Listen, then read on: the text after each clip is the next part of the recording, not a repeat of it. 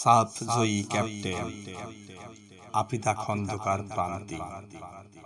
লিখেছেন ইকবাল হোসেন। আফিদা খন্দকার প্রান্তি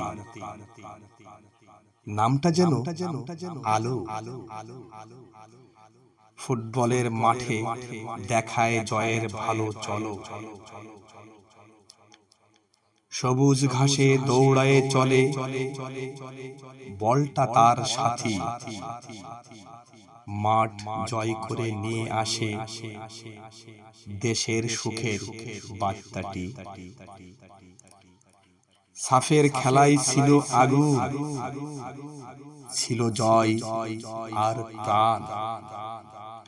প্রান্তির নেতৃত্বে বাজে জয়ের বিজয় গান।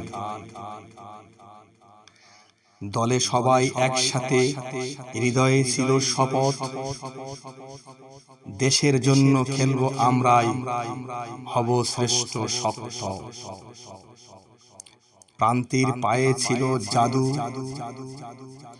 চোখে ছিল সাহস, তার এক ডাকে পুরো দল দাঁড়ায়, এক আশ্বাস।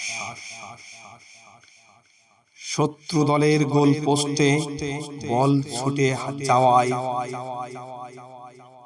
দেখে সবাই বলে, এই মেয়েটি দেশের গর্ব হায়।